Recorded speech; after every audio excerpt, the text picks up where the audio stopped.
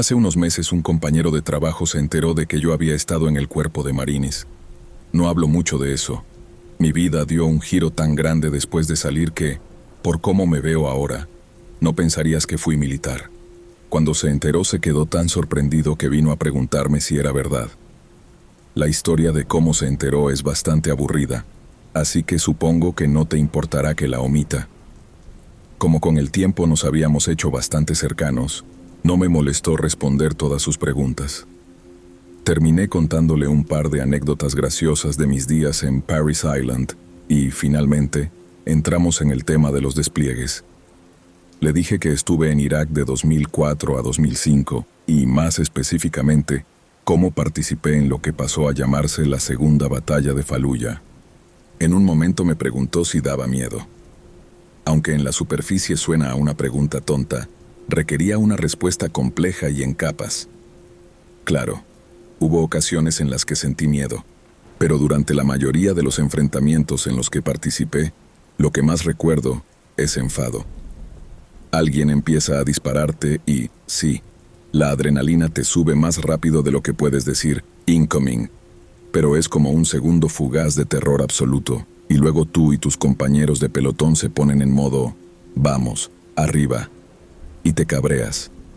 Tenía más miedo por los demás que por mí mismo.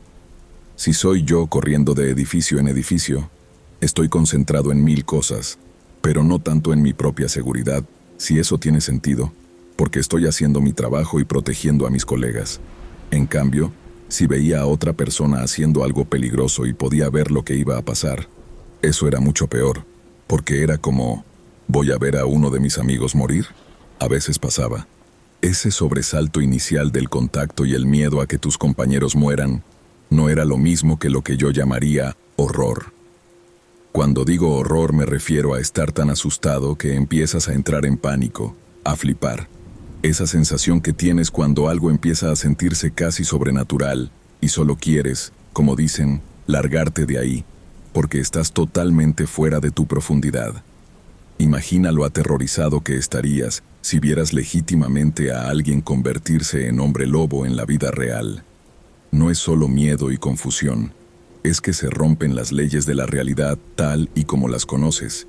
Es una sensación que te parte la mente, te destroza el alma, miedo de hombre adulto meando los pantalones. Esa sensación solo la sentí una vez en toda mi carrera en el ejército. Y fue en una casa de 2 pisos a medio terminar en un barrio de Faluya llamado Jolan. Sin aburrirte con demasiadas cosas estratégicas o históricas, Faluya probablemente fue la pelea más dura en la que se vio envuelto el cuerpo de marines desde Hue, en Vietnam. Y además nos enfrentamos a un enemigo muy distinto al que veíamos en el sur de Irak. En el sur tenías milicias chiíes como la Mahdi Army. En Bagdad, había mucho exsoldado del ejército iraquí que se había escondido y llevaba a cabo una insurgencia desde las sombras. Pero en Faluya era como si se hubieran reunido las estrellas del yihadismo internacional. Atraídos por la oportunidad de enfrentarse a los estadounidenses, vinieron terroristas alineados con Al-Qaeda de todo el mundo, y muchos de ellos seguían vivos porque eran muy buenos en lo que hacían. La segunda batalla de Faluya, después de la primera, fue una llamada de atención para nuestros oficiales. El enemigo estaba atrincherado como garrapatas en Alabama y estaban siendo entrenados en guerra urbana y fabricación de trampas por tipos que llevaban casi 20 años peleando en distintos teatros. En cuanto se dieron cuenta, nos sacaron de Faluya, llamaron refuerzos y trabajaron en un plan mucho más intrincado para tomar la ciudad sin destruirla por completo. Unos meses después allí estaba yo, peleando casa por casa con apoyo de carros y helicópteros Cobra. En cuanto al combate en sí, Faluya era como una partida de ajedrez. Cada edificio de una manzana era como una casilla en el tablero, y ganar cada encuentro dependía de dónde tenías tus piezas. Solo imagina jugar una partida de ajedrez sin poder ver algunas de las piezas del contrario, hasta que pones una de las tuyas en la misma casilla. Eso significaba que de vez en cuando teníamos que mandar un equipo de asalto a terreno muerto para asegurar un edificio en el flanco enemigo. No era una tarea envidiable. A veces tenía suerte y a veces no. y el enemigo tenía un don especial para sorprendernos de forma brutal. En una de esas ocasiones, a mí y a otros 3 nos enviaron a un edificio rodeado por un muro alto. La patrulla de reconocimiento había visto un único agujero en la pared exterior, lo que convertía el lugar en un sitio excelente para defenderse, pero también implicaba que el enemigo probablemente había volado el hueco él mismo. La Recon no había detectado movimiento alrededor del edificio, pero obviamente eso no significaba que no hubiera nadie dentro, así que tuvimos que ser extremadamente cautelosos al salir. Nos acercamos sigilosamente al muro, nos metimos por el agujero a la altura de la cintura en el hormigón y empezamos a avanzar hacia la primera puerta que veíamos. Nos colocamos en fila fuera, pero al hacerlo oímos a un tipo dentro gritar un nombre en árabe porque nos había oído y pensaba que éramos sus compañeros. Gritaba, «Mustafa, Mustafa». Cuando Mustafa no le respondió, le oímos entrar en pánico. Sabíamos que teníamos que forzar la entrada en ese momento, o el tipo podría avisar a sus camaradas. Uno de nosotros empujó la puerta, y en cuanto se abrió, nuestro ametrallador de mano vio al tipo ahí mismo en el pasillo. Pasan unos minutos y entonces, uno de mis compañeros que está en las escaleras, me grita que baje a coger el teléfono del muerto. Ese tipo de cosas tenían un valor de inteligencia enorme, y como él tenía el punto de entrada cubierto desde una ventana superior, podía moverme sin preocuparme de que el enemigo se colara por detrás.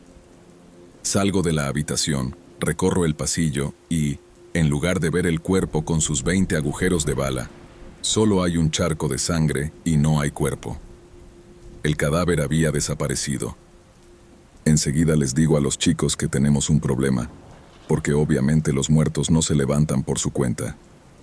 Ya habíamos limpiado la planta baja, así que sabíamos que nadie más podía estar dentro con nosotros, pero lo que realmente me puso los pelos de punta fue que no había marcas de arrastre, solo el charco de sangre y luego unas pocas gotas que se dirigían hacia otra habitación en la parte trasera del edificio.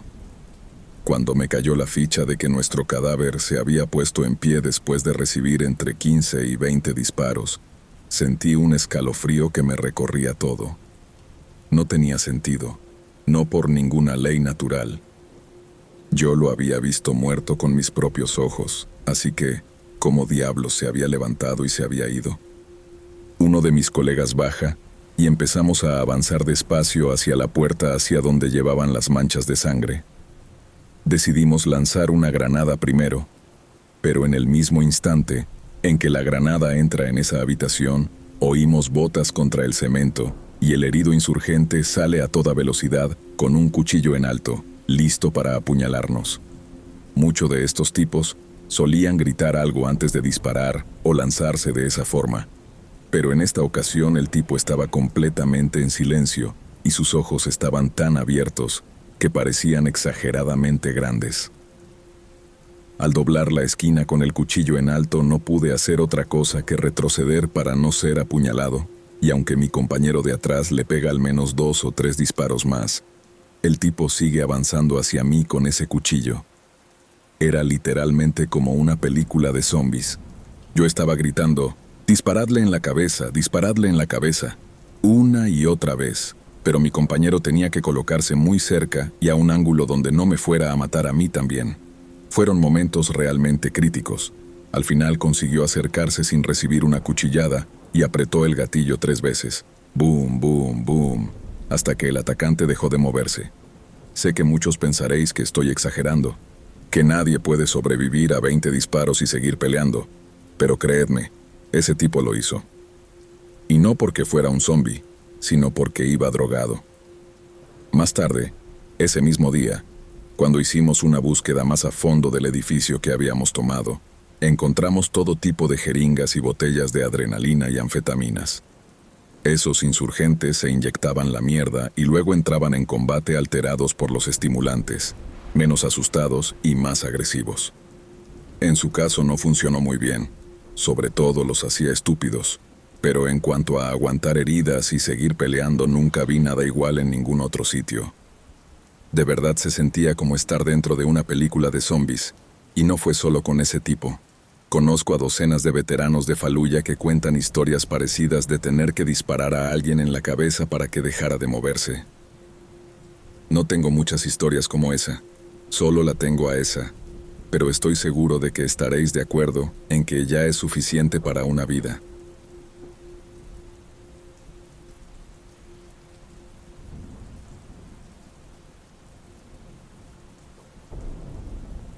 Esta es una carta de mi bisabuelo, escrita en el verano de 1914. Recuerdo que aquel verano se sentía eléctrico, como el aire justo antes de una tormenta. Mis amigos y yo, todos del mismo pequeño pueblo inglés, estábamos contagiados por el fervor patriótico que recorría el país. Cuando llegó la noticia de que Gran Bretaña estaba en guerra, fue como si algo dentro de nosotros se encendiera. Nos reunimos en el pub local, donde el aire estaba cargado de conversaciones sobre deber, honor y aventura. Alguien sugirió que todos nos ofreciéramos como voluntarios juntos, y antes de darnos cuenta, ya estábamos asintiendo.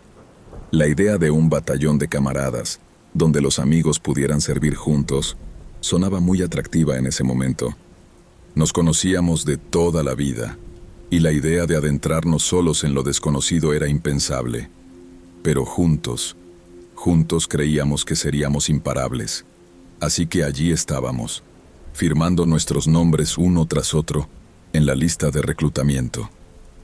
Había risas, palmadas en la espalda, y ni la menor idea de en qué nos estábamos metiendo realmente. Éramos jóvenes, ingenuos tal vez, pero movidos por la camaradería y la creencia de que volveríamos a casa para Navidad. Nos lanzamos de cabeza. El entrenamiento fue duro, pero al estar todos juntos, también tenía su parte divertida.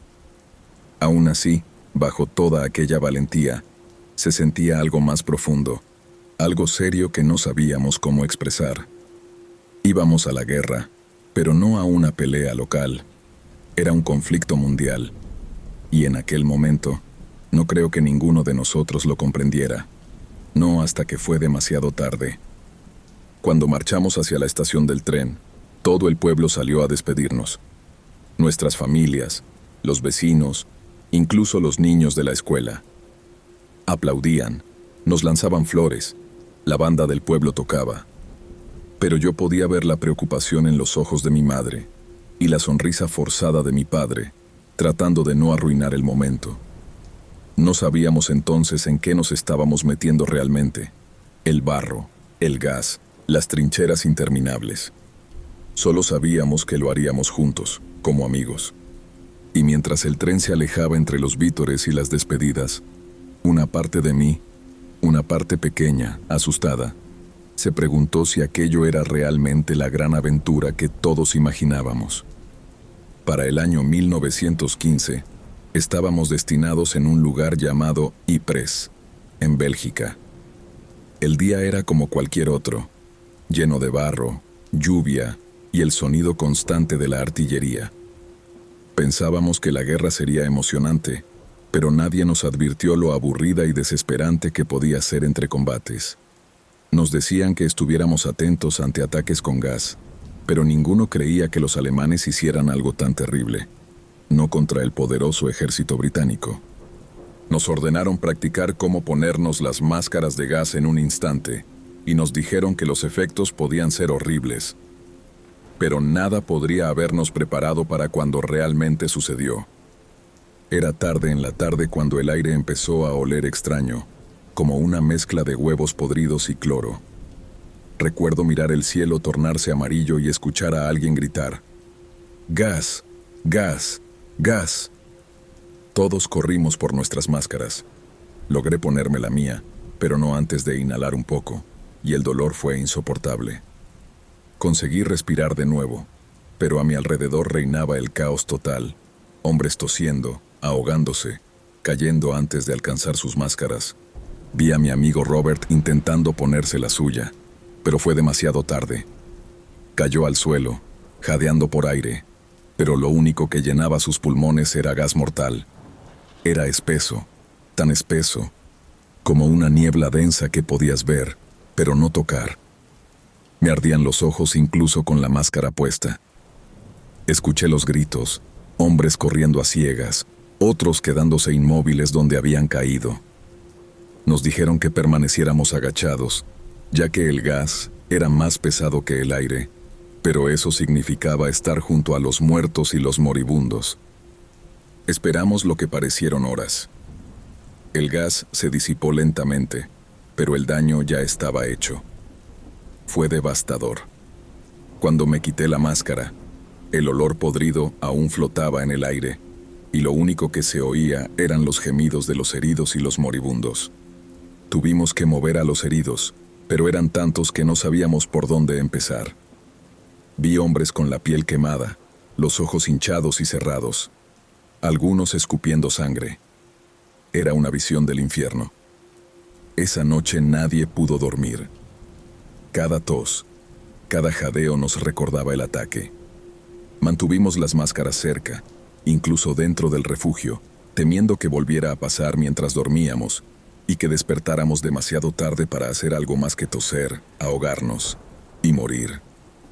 Esa noche fue horrible, pero lo peor vino al día siguiente, cuando vimos el verdadero alcance del horror. Los cuerpos de amigos y enemigos mezclados, algunos retorcidos de dolor, otros con rostros tranquilos, como dormidos. Tuvimos que enterrarlos rápido, sin ceremonias, solo un agujero en la tierra. Ayudé a cargar el cuerpo de Robert. Era pesado, pero no sentí nada. Ya no me quedaban lágrimas. Lo cubrimos con tierra y recé en silencio, no solo por el alma de Robert, sino por todos nosotros, los que aún vivíamos y teníamos que seguir enfrentando el horror de la guerra. Cristo, quédate con nosotros, pensé, porque los días que siguieron estuvieron llenos de miedo. Cada sonido, cada cambio en el viento nos hacía creer que el gas volvía.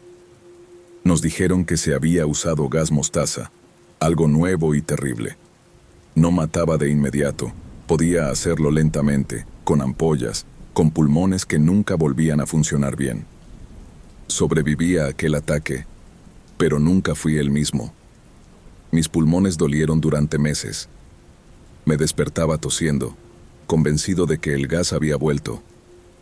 Vi hombres que habían sobrevivido solo para morir después por sus heridas. Escribo todo esto para que sepas que salí de aquella guerra siendo otro hombre. Los recuerdos de ese día, los olores, los sonidos, se quedaron conmigo. Aprendí a vivir con ellos, pero jamás los olvidé. Sé que la verdadera paz solo llegará cuando esté tan muerto como mi viejo amigo Robert. Que descanse en paz y que pronto pueda reunirme con él. Durante todo un mes, los soldados japoneses se ensañaron con mujeres de todas las edades. En la mayoría de los casos, tras ser violadas, a menudo por grupos, eran ejecutadas y mutiladas. Toro Koso, un ex soldado raso del ejército japonés, recordaría después: las mujeres fueron quienes más sufrieron. Sin importar si eran jóvenes o viejas, ninguna pudo escapar de su destino. Enviábamos nuestros camiones de carbón a las calles y aldeas para capturar a muchas mujeres, y luego cada una era asignada a entre 15 y 20 soldados para ser abusada. Después de eso, las matábamos. El 19 de diciembre de 1937, el reverendo James M. McCallum escribió en su diario: «No sé por dónde empezar ni dónde terminar. Nunca he oído ni leído sobre tanta brutalidad. Calculamos al menos 1000 casos de violación cada noche, y muchas también durante el día. En caso de resistencia, o de cualquier gesto de desaprobación, hay una puñalada de bayoneta o un disparo. La gente está histérica. Las mujeres son arrastradas cada mañana, tarde y noche. Todo el ejército japonés parece libre de hacer lo que quiera, cuando quiera». El periodista estadounidense Edgar Snow escribió sobre la frecuencia con que madres eran obligadas a presenciar cómo decapitaban a sus bebés antes de ser violadas. El misionero George Finch relató el caso de una mujer cuyo bebé, de 5 meses, fue deliberadamente asfixiado por un soldado para silenciarlo mientras la violaba. El cirujano Robert O. Wilson, del Hospital Universitario dentro de la zona de seguridad, escribió en una carta a su familia: "La masacre de civiles es espantosa. Podría llenar páginas enteras con relatos de violaciones y brutalidades casi imposibles de creer. Anoche, irrumpieron en la casa de uno de los empleados chinos de la universidad y violaron a 2 de sus familiares. 2 muchachas de unos 16 años fueron violadas hasta morir en uno de los campos de refugiados. En la escuela secundaria de la universidad, donde hay unas 8,000 personas, los japoneses entraron 10 veces anoche, violando hasta quedar satisfechos. Apuñalaron con bayonetas a un niño de 8 años, que tenía 5 heridas, una de ellas en el estómago, pero creo que vivirá". La historiadora Iris Chang, autora de una de las obras más completas sobre la masacre de Nankín, estimó que el número de mujeres chinas violadas por soldados japoneses osciló entre 20,000 y 80,000. También afirmó que no todas las víctimas fueron mujeres, ya que algunos hombres fueron obligados a participar en actos sexuales degradantes, como forma de humillación ritual.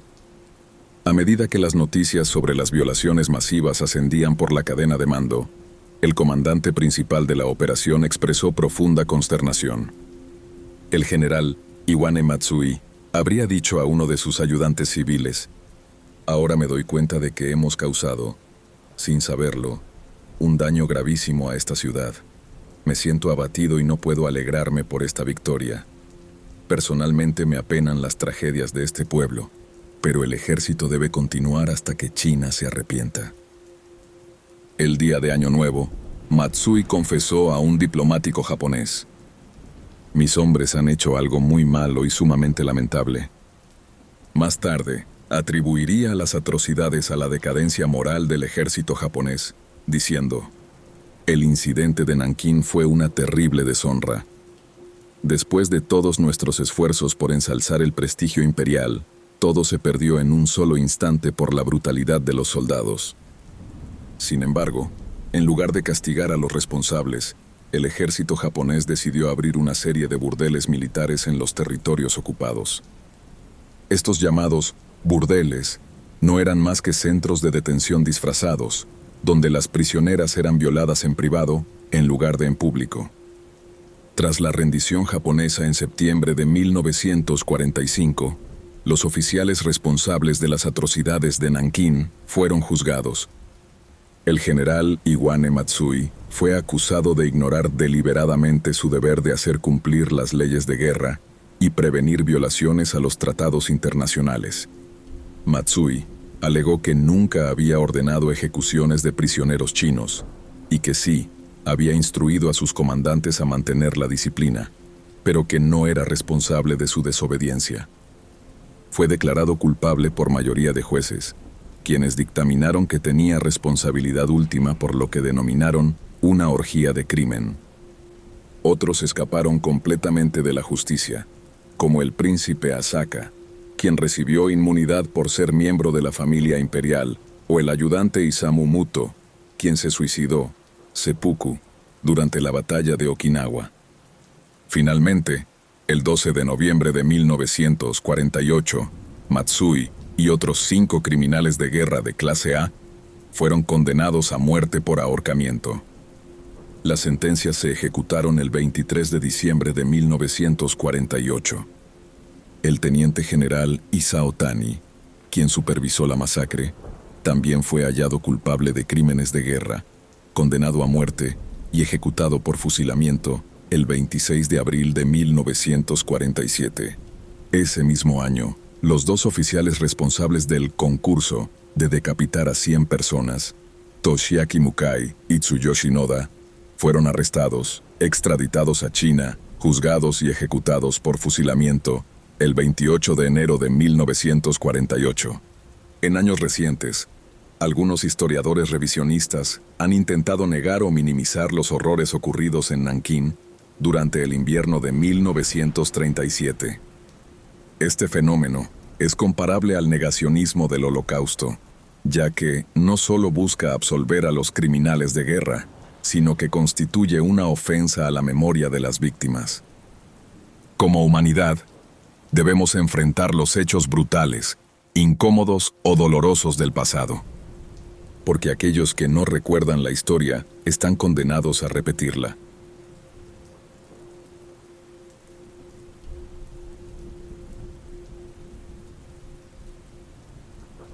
Estoy en Saro, y la ciudad está bajo asedio. Vivo en un pequeño apartamento con mi familia. No salimos mucho, porque es demasiado peligroso. Hay balas y bombas por todas partes.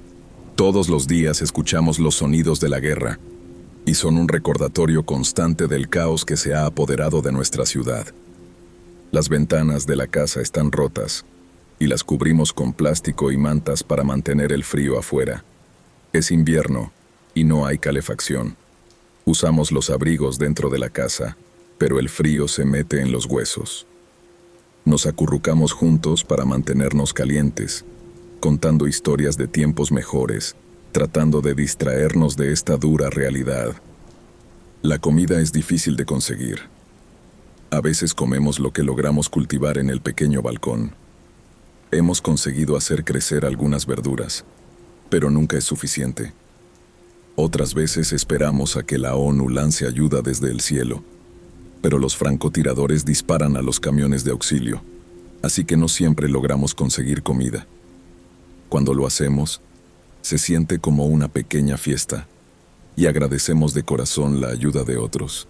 Un día, mi hermano salió a buscar agua. No hay grifos que funcionen, así que debemos caminar hasta pozos lejanos.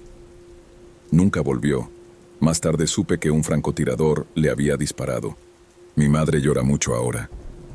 Habla poco, y hasta su silencio está lleno de tristeza. Mi padre siempre está intentando arreglar algo en la casa o buscando comida para nosotros. Se mantiene ocupado, tal vez para no pensar en el dolor. No lo sé. Escuchamos la radio para saber las noticias, pero nunca son buenas. Hablan de conversaciones de paz, pero aquí nada cambia. Dicen que la guerra seguirá. Cada día se siente igual al anterior. Bombas, balas, silencio, y luego más bombas, más balas, y la noticia de que alguien más que conocemos ha muerto. La violencia parece no tener fin. Voy a la escuela en el sótano del edificio. Ya no hay escuelas de verdad. Aprendemos a la luz de las velas porque no hay electricidad. Nuestra maestra nos cuenta historias sobre la paz, sobre cómo era Saro antes de los combates, pero ahora es difícil imaginarlo. Esas historias sobre la vida normal suenan como cuentos de hadas de otro mundo. Extraño a mis amigos. Algunos se han ido, otros ya no están. El aula se siente más vacía cada día. Un día encontré un gato escondido debajo del edificio. Estaba flaco y asustado.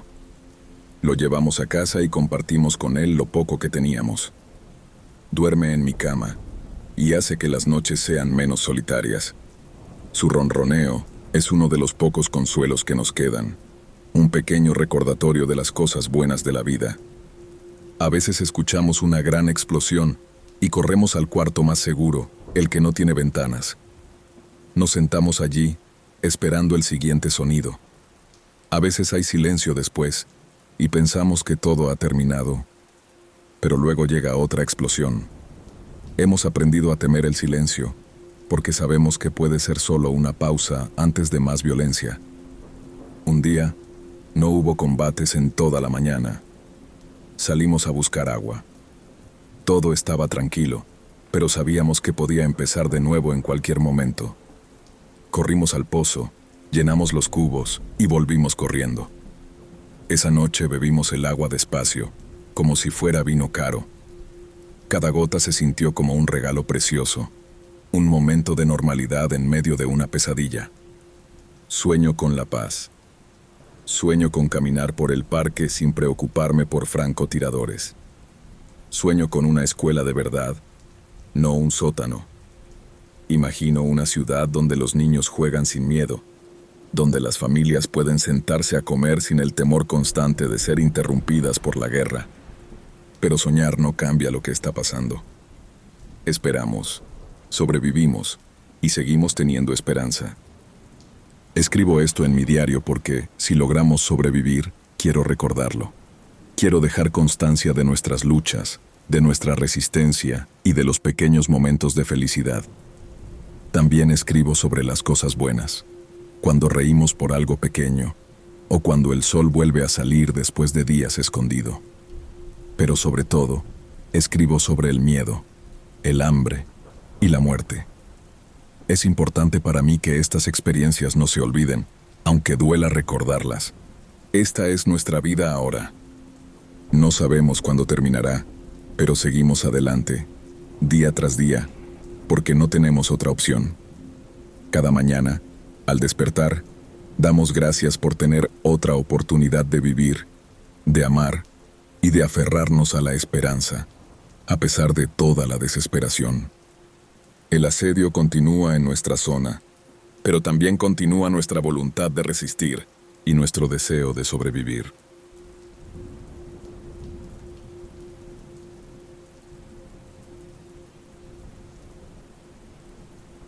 Se acepta comúnmente que, tras la invasión de Polonia por parte de Hitler, la Segunda Guerra Mundial comenzó el 1 de septiembre de 1939. Sin embargo, hay quienes argumentan que la guerra en realidad empezó 8 años antes, en septiembre de 1931, con la invasión japonesa de Manchuria. A mediados del siglo XIX, Japón seguía bajo el férreo control del shogunato Tokugawa. El shogunato había establecido una especie de feudalismo medieval conocido como Shinokosho, donde los guerreros samuráis ocupaban el nivel más alto de la sociedad. Además, mantenía una política de país cerrado llamada Sakoku, que buscaba limitar el comercio, la influencia extranjera y la expansión del cristianismo. Esa política permitió un florecimiento artístico y cultural, pero, como era de esperarse, la prohibición del libre comercio trajo graves consecuencias económicas. A mediados del siglo XIX, la escasez de alimentos causada por la estancada economía provocó violentas manifestaciones entre los campesinos japoneses, exponiendo las debilidades del shogunato y acelerando su inevitable caída. Finalmente, en 1868, el emperador Meiji fue reinstalado como líder divino de la nación, marcando el inicio de una era conocida como la Restauración Meiji. Este fue un punto de inflexión en la historia de Japón por muchas razones. Primero, el país comenzó a industrializarse como nunca antes gracias a la introducción de maquinaria impulsada por vapor. La industria de la seda japonesa experimentó un auge sin precedentes, mientras que la construcción del primer sistema ferroviario hizo que la productividad se disparara. Japón también estableció un sistema de telégrafos, su primer banco nacional, además de plantas eléctricas y fábricas a gran escala. El objetivo era emular el éxito de Gran Bretaña y Estados Unidos, colaborando estrechamente con sus nuevos aliados occidentales para arrastrar a Japón hacia el siglo XX.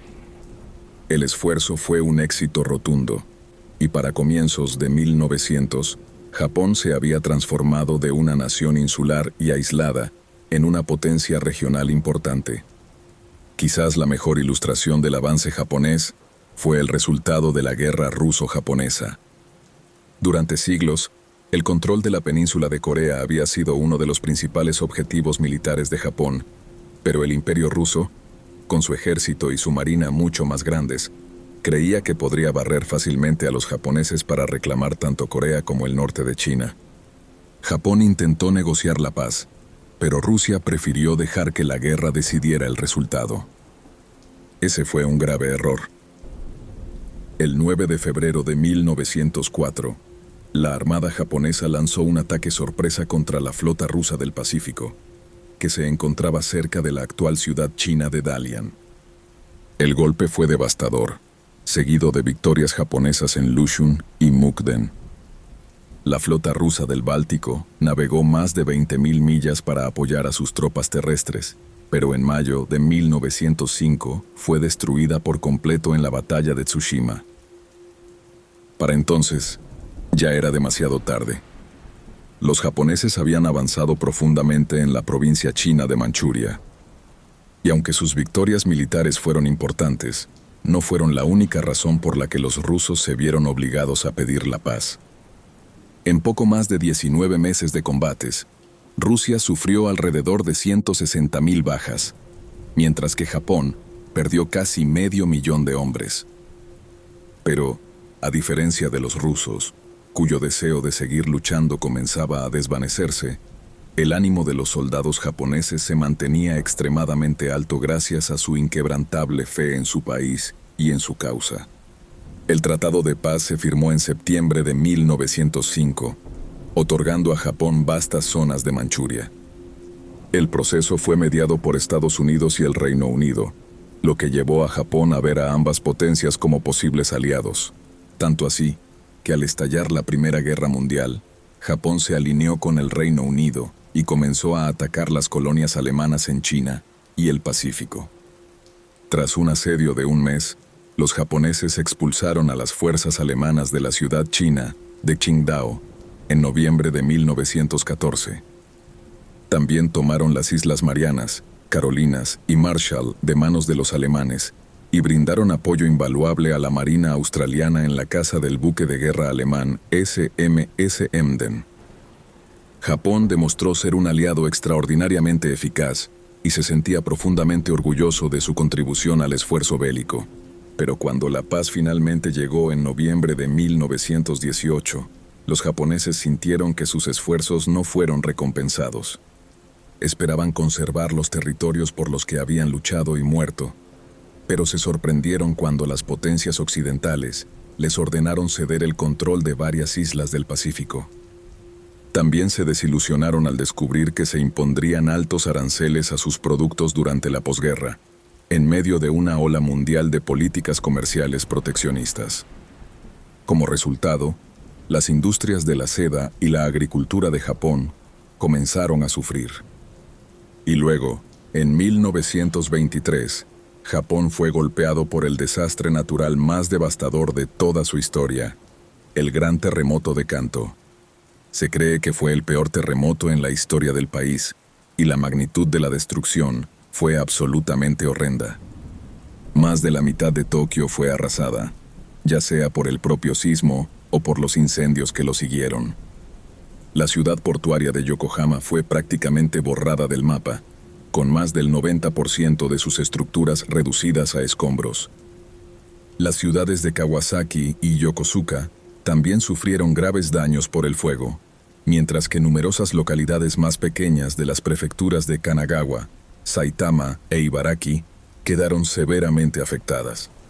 En apenas 4 minutos y 48 segundos, cientos de años de progreso y esfuerzo fueron reducidos a nada. El centro de Japón yacía en ruinas, y fue allí donde empezaron a germinar las semillas del militarismo, en el fértil suelo de la humillación nacional y la inestabilidad económica. Sin una industria sólida en tiempos de paz a la cual dedicarse, el pueblo japonés comenzó a mirar hacia sus generales en busca de propósito y dirección. Los días de las guerras contra Rusia y Alemania habían sido gloriosos, llenos de orgullo y productividad.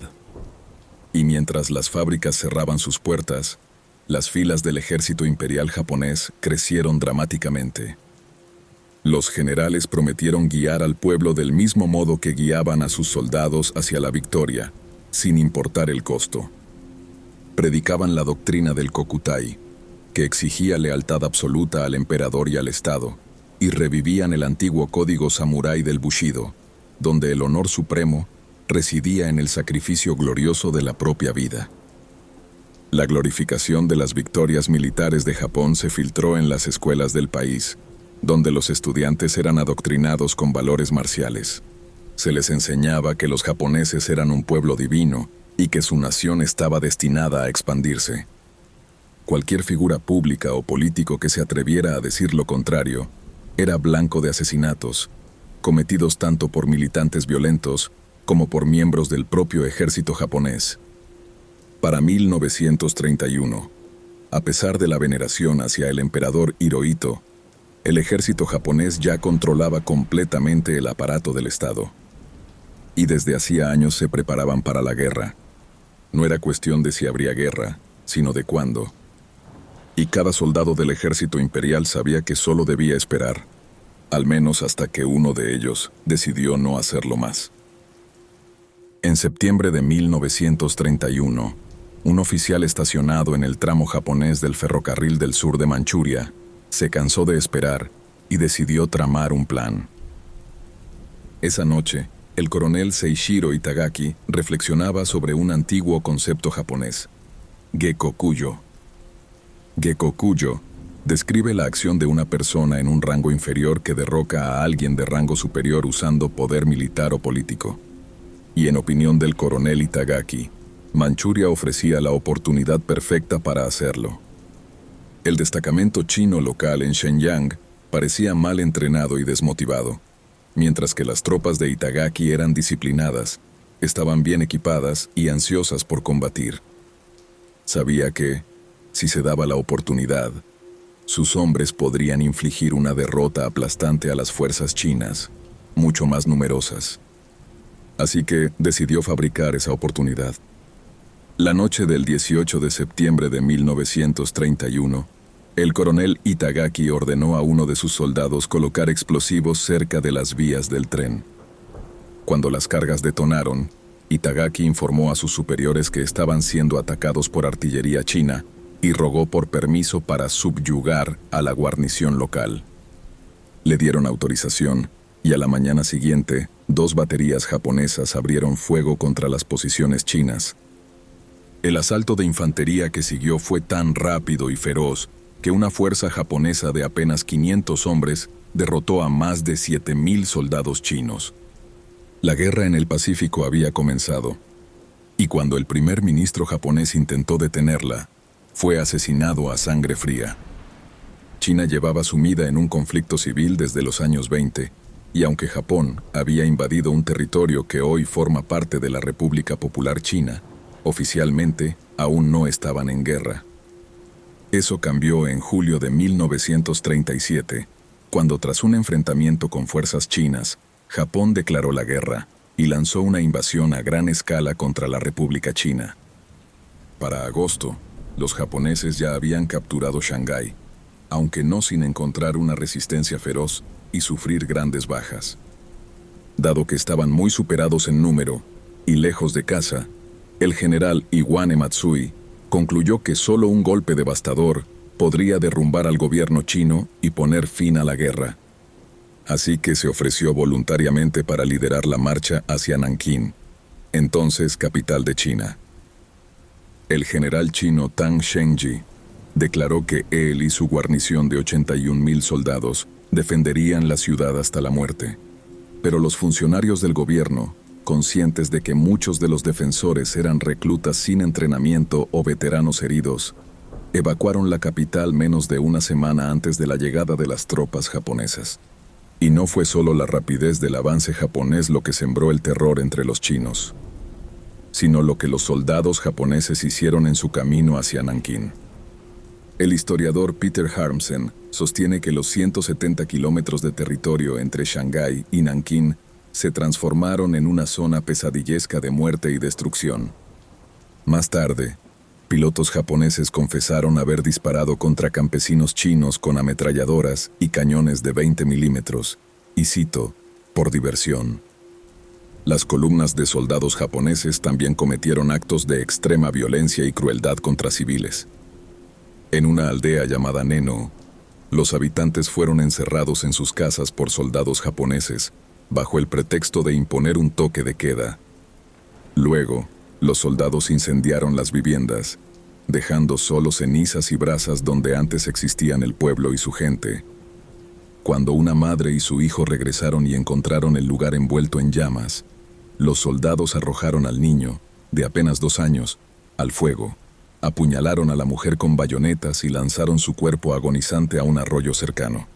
En otro incidente, una mujer embarazada fue golpeada y violentada tan brutalmente que perdió la capacidad de caminar. Los soldados japoneses luego le abrieron el vientre, extrajeron el feto y tras eso, reunieron a los aldeanos restantes y los ejecutaron con bayonetas. Un soldado de la 13ª División japonesa, llamado Kosue Tadanobu, escribió el siguiente relato sobre las acciones de su unidad. Llevábamos a todos los hombres detrás de las casas y los matábamos con bayonetas y cuchillos. Luego encerrábamos a las mujeres y los niños en una sola casa y los violábamos durante la noche. Antes de marcharnos por la mañana, matábamos a todos, mujeres y niños, y para rematar, prendíamos fuego a las casas para que, aunque alguien regresara, no tuviera un lugar donde vivir. Otro testimonio, atribuido a un periodista japonés anónimo, intentó explicar la velocidad del avance militar japonés. La razón por la cual el 10º ejército avanza hacia Nankín tan rápidamente, dijo, es el consentimiento tácito entre oficiales y soldados de que pueden saquear y violar mujeres tanto como deseen. Ante los horrores del ejército invasor japonés, muchos civiles chinos eligieron el olvido antes que el horror. El teniente primero Nishizawa Benki fue testigo de un hecho en el que 2 jóvenes chinas prefirieron ahogarse antes que caer prisioneras. Quizás uno de los episodios más infames cometidos en el camino hacia Nankín ocurrió cuando 2 oficiales japoneses decidieron participar en una competencia amistosa. El objetivo, ver quién sería el primero en decapitar a 100 prisioneros chinos. Los segundos tenientes Toshiaki Mukai y Tsuyoshi Noda se apresuraron a encontrar y ejecutar a cada cautivo chino que pudieran con sus afiladas espadas Shingunto. El grotesco concurso fue ampliamente difundido por el periódico japonés Tokyo Nichi Shimbun, así como por la publicación en inglés The Japan Advertiser, ambos ofreciendo actualizaciones regulares sobre el avance de los oficiales. En una edición, el titular de la primera plana del Nichi Shimbun decía: increíble récord en la competencia por cortar a 100 personas. Mukai, 106, Noda, 105. Ambos oficiales van a tiempo extra. El conteo fue tan cerrado que los periodistas afirmaron que era imposible determinar quién había llegado primero a las 100 decapitaciones. Pero en lugar de declarar un empate, los 2 oficiales decidieron continuar la competencia hasta que se definiera un ganador claro. En el año 2000, algunos historiadores revisionistas de Japón y Estados Unidos afirmaron que aquella historia había sido un elaborado montaje con el propósito de fomentar el espíritu de combate nacional. Esa versión llevó a que, en 2005, las familias de Mukai y Noda presentaran una demanda judicial intentando limpiar los nombres de sus antepasados, considerados criminales de guerra. Sin embargo, el Tribunal de Distrito de Tokio desestimó el caso de inmediato, declarando que ambos oficiales habían admitido en varias ocasiones haber competido para matar a 100 personas y que lo habían hecho más de una vez. El 8 de diciembre de 1937, con el ejército japonés a solo 24 kilómetros de los muros de Nankín, el príncipe Yasuhiko Asaka llegó al frente. 2 tenientes generales lo recibieron con orgullo, informándole que los japoneses habían rodeado casi por completo a los 300.000 soldados chinos en las cercanías de la ciudad, y que las negociaciones preliminares sugerían que los chinos estaban listos para rendirse. Sin embargo, en lugar de ordenar que los prisioneros fueran aceptados según las normas de guerra, el príncipe Asaka firmó una orden que se haría tristemente célebre: la orden de matar a todos los cautivos. Además, hay que recordar que los japoneses consideraban a todos los hombres chinos como combatientes, sin importar su edad o condición física. En la práctica, el príncipe Asaka había dado la orden de exterminar a casi toda la población masculina de Nankín. El 9 de diciembre, y pese a la valiente resistencia de los defensores chinos, el ejército imperial japonés finalmente alcanzó los muros de la ciudad. Tras 4 días de combates intensos, la fatiga y el colapso del mando chino provocaron el derrumbe total de la defensa. El general Tang Shengqi dio la orden de retirada, y aunque muchos soldados lograron escapar, el mensaje nunca llegó a las llamadas unidades de supervisión chinas, que tenían órdenes estrictas de ejecutar a cualquier desertor. Así, muchos soldados chinos descubrieron con horror que no solo eran perseguidos por los japoneses, sino también por sus propios compatriotas, que recorrían la ciudad en ruinas disparando al azar. El 13 de diciembre, Cuando ya estaba claro que la resistencia china se había agotado, las unidades japonesas avanzaron hacia las puertas de Nankín y entraron por la fuerza. Esa misma tarde, 2 pequeñas flotas japonesas llegaron a ambos lados del río Yangtze, bloqueando toda posibilidad de escape. Al principio, los invasores se encontraron con un silencio sepulcral, pero al internarse más en la ciudad, comenzaron a topar con grupos dispersos de soldados chinos aterrados. Muchos, al oír los rumores de que los japoneses masacraban a todos los prisioneros, lucharon hasta el final antes que rendirse. Cuando los japoneses empezaron a transmitir mensajes prometiendo misericordia a quienes depusieran las armas, decenas de miles se entregaron. Pero los japoneses no solo detuvieron a soldados uniformados, sino a prácticamente todos los hombres adultos, considerados enemigos. En un incidente, alrededor de 20.000 prisioneros chinos fueron conducidos a un supuesto centro de detención, cerca del pueblo de Mufan, a orillas del río Yangtze. Se les dijo que su rendición les garantizaría la vida. El área estaba cercada con alambre de púas y rodeada de ametralladoras japonesas que, según los oficiales, servían solo para mantener el orden. Era una mentira. Al amanecer del día siguiente, cuando los prisioneros despertaron y comenzaron a ponerse de pie, las ametralladoras japonesas abrieron fuego. Miles de hombres cayeron bajo una lluvia de balas, cegados como trigo. Presos del pánico, muchos intentaron escalar el alambre de púas. Los primeros morían atravesados, y sus cuerpos formaban puentes humanos que otros intentaban cruzar. Las tropas del destacamento Yamada recibieron la orden de disparar contra los que huían, desatando una tormenta de plomo que desgarraba carne y huesos por igual.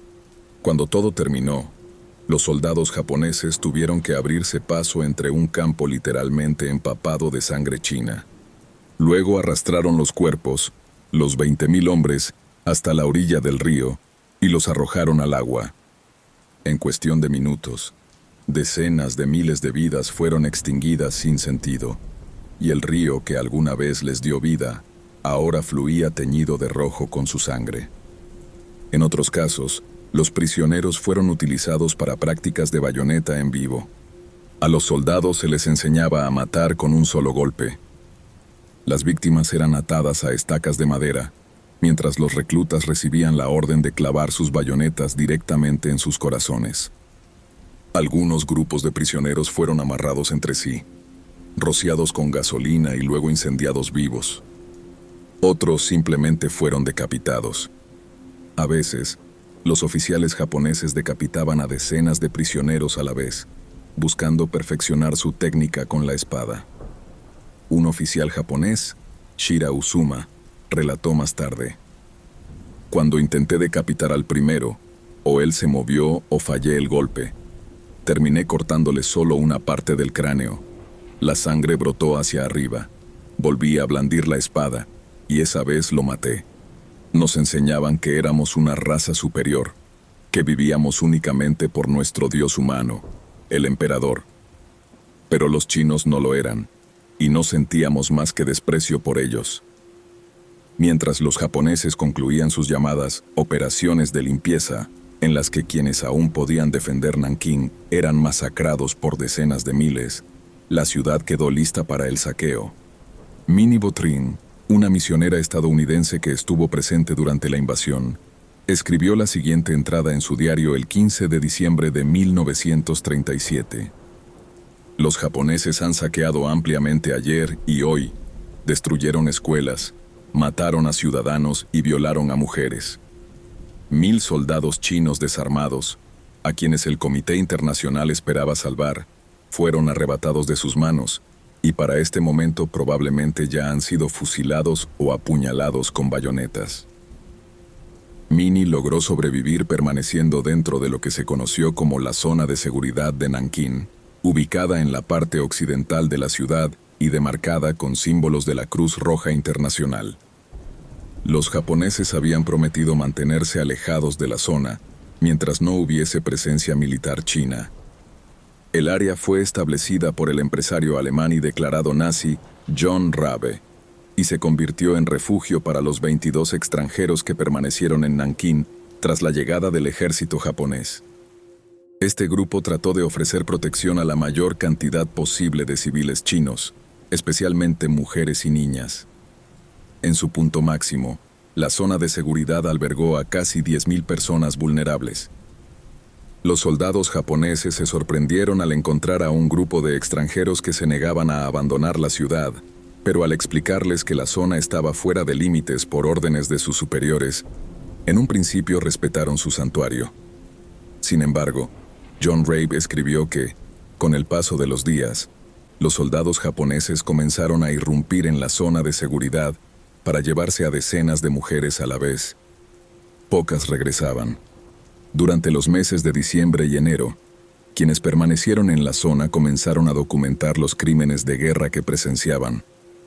Se registraron 450 casos, todos enviados a la embajada japonesa, sin recibir respuesta alguna. Algunos de esos reportes decían lo siguiente. Caso 5. La noche del 14 de diciembre, muchos soldados japoneses entraron en casas, violaron mujeres o se las llevaron. Esto causó pánico en el área, y cientos de mujeres se refugiaron en el campus del colegio Ginling. Caso 10. La noche del 15 de diciembre, varios soldados japoneses entraron a los edificios de la Universidad de Nankín en Tatung y violaron a 30 mujeres en el lugar. Caso 13. El 18 de diciembre, a las 4 de la tarde, soldados japoneses exigieron a un hombre chino que les entregara su cigarrera. Al dudar, uno de ellos le clavó la bayoneta en la cabeza. El hombre fue llevado al hospital universitario, pero no se esperaba que sobreviviera. Caso 14. El 16 de diciembre, 7 jóvenes de entre 16 y 21 años fueron llevadas por el colegio militar. Solo 5 regresaron, y cada una fue violada entre 6 y 7 veces al día. Caso 15. En los edificios número 83 y 85 de la calle Cantón hay unos 540 refugiados. Más de 30 mujeres y niñas han sido violadas. Las mujeres y los niños lloran toda la noche. Las condiciones son peores de lo que podemos describir. Por favor, ayúdenos. Caso 16. Una niña china llamada Lo fue asesinada de un disparo en la cabeza por un soldado japonés. Tenía 14 años. El hecho ocurrió cerca del templo Kolingsai, en el borde de la zona de refugiados. Caso 19. Una mujer de 62 años fue atacada en su casa en Hansimen. Los soldados decidieron que era demasiado vieja para violarla, así que la torturaron en su lugar.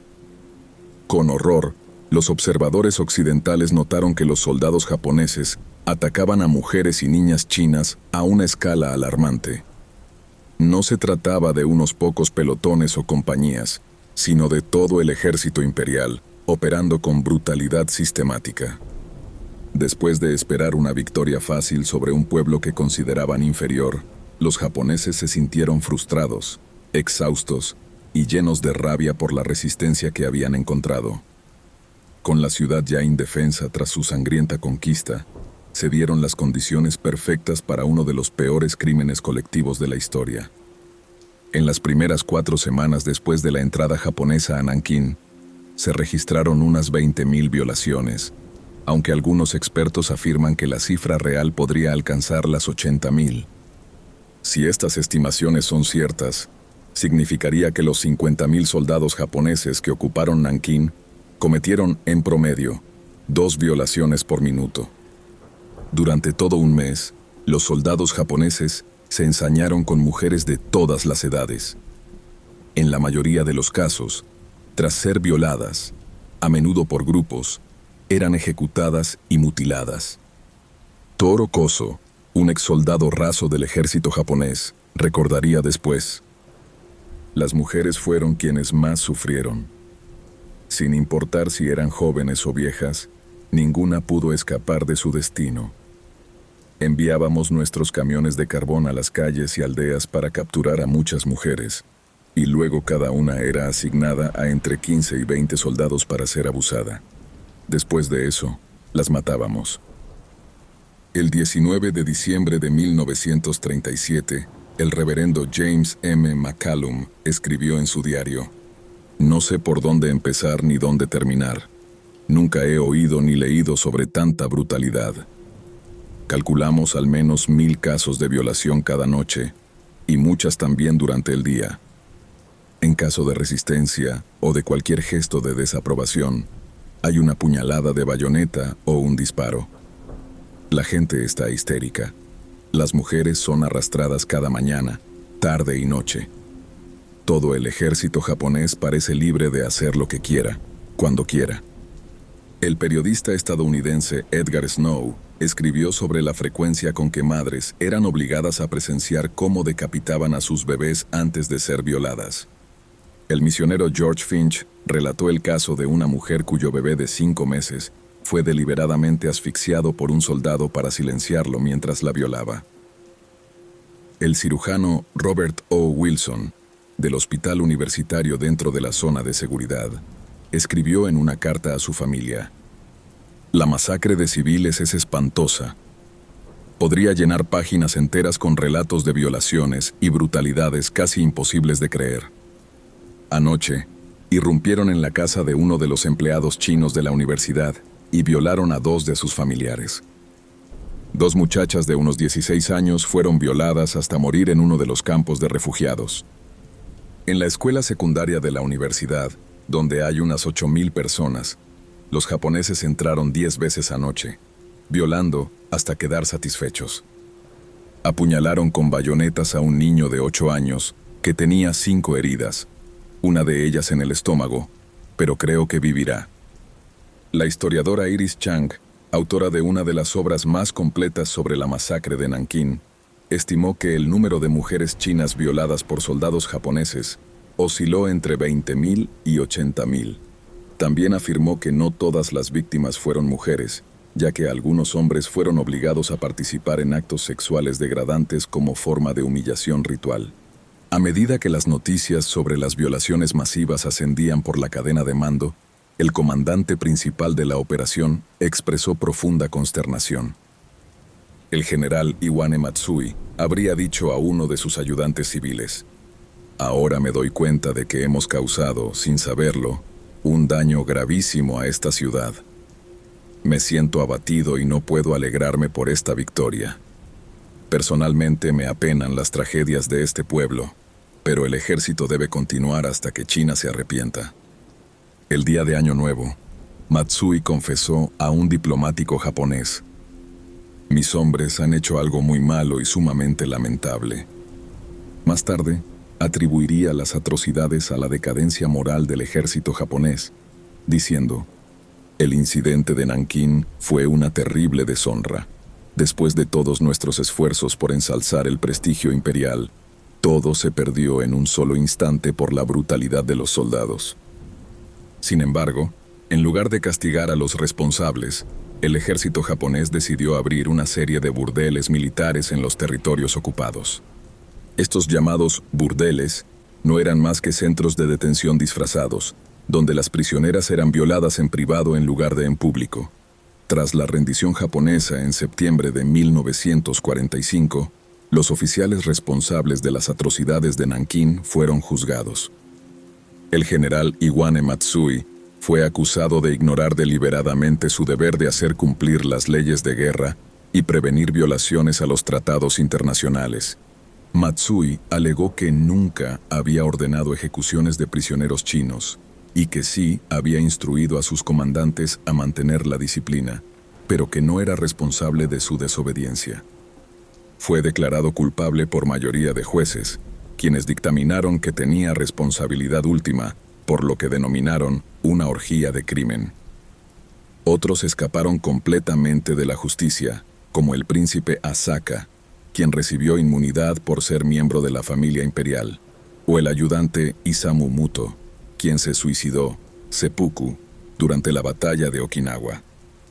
Finalmente, el 12 de noviembre de 1948, Matsui y otros 5 criminales de guerra de clase A fueron condenados a muerte por ahorcamiento. Las sentencias se ejecutaron el 23 de diciembre de 1948. El teniente general Hisao Tani quien supervisó la masacre, también fue hallado culpable de crímenes de guerra, condenado a muerte y ejecutado por fusilamiento el 26 de abril de 1947. Ese mismo año, los dos oficiales responsables del concurso de decapitar a 100 personas, Toshiaki Mukai y Tsuyoshi Noda, fueron arrestados, extraditados a China, juzgados y ejecutados por fusilamiento el 28 de enero de 1948. En años recientes, algunos historiadores revisionistas han intentado negar o minimizar los horrores ocurridos en Nankín durante el invierno de 1937. Este fenómeno es comparable al negacionismo del Holocausto, ya que no solo busca absolver a los criminales de guerra, sino que constituye una ofensa a la memoria de las víctimas. Como humanidad, debemos enfrentar los hechos brutales, incómodos o dolorosos del pasado, porque aquellos que no recuerdan la historia están condenados a repetirla.